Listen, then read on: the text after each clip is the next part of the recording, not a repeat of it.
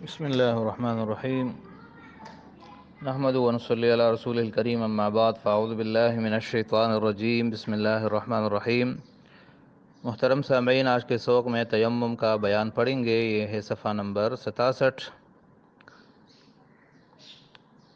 مسئلہ نمبر 1، اگر کوئی جنگل میں ہے اور بالکل معلوم نہیں کہ پانی کہاں ہے اور نہ وہاں کوئی ایسا آدمی ہے جس سے دریافت کرے، تو ایسے وقت میں تیمم کر لے۔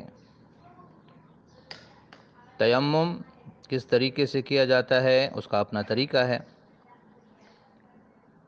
وہ آگے آ رہا ہے۔ اگر کوئی آدمی مل گیا اور اس نے 1 میل شرعی کے اندر پانی کا پتہ بتایا، 1 میل شرعی، 1 میل انگریزی ہوتا ہے اور 1 میل شرعی ہوتا ہے، تو اس نے 1 میل شرعی کے اندر پانی کا پتہ بتایا اور گمان غالب ہوا کہ یہ سچا ہے، یا آدمی تو نہیں ملا لیکن کسی نشانی سے خود اس کا جی کہتا ہے کہ یہاں 1 میل شرعی کے اندر کہیں پانی ضرور ہے، تو پانی کا اس قدر تلاش کرنا کہ اس کو اور اس کے ساتھیوں کو کسی قسم کی تکلیف اور حرج نہ ہو ضروری ہے۔ بے ڈھونڈے تیمم کرنا درست نہیں ہے، اور اگر خوب یقین ہے کہ پانی 1 میل شرعی کے اندر ہے تو پانی لانا واجب ہے۔ فائدہ میل شرعی میل انگریزی سے ذرا زیادہ ہوتا ہے، یعنی انگریزی 1 میل پورا اور اس کا 8واں حصہ، یہ سب مل کر 1 میل شرعی ہوتا ہے۔ 1 میل کتنا ہوتا ہے تو یہ یاد رکھے کہ 1 میل کلومیٹر سے زیادہ ہوتا ہے۔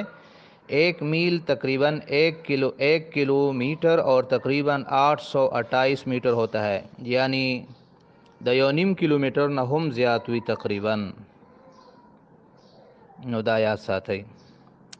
مسئلہ نمبر 2، اگر پانی کا پتہ چل گیا لیکن پانی 1 میل سے زیادہ دور ہے تو اتنی دور جا کر پانی لانا واجب نہیں ہے بلکہ تیمم کر لینا درست ہے۔ 1 میل کے اندر پانی ہو تو تیمم نہیں، 1 میل سے زیادہ ہو تو پھر تیمم درست ہے۔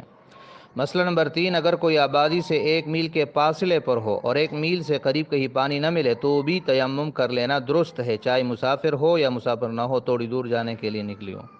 مسئلہ نمبر 4، اگر راہ میں کنواں تو مل گیا مگر لوٹا ڈور پاس نہیں ہے، بوکا نہیں ہے، اس لیے کنویں سے پانی نہیں نکال سکتی، نہ کسی اور سے مانگے مل سکتا ہے، تو بھی تیمم کر لینا درست ہے۔ یہ آج کے مسائل ہے، باقی انشاءاللہ اگلے سبق میں پڑھیں گے۔ صدق اللہ العظیم۔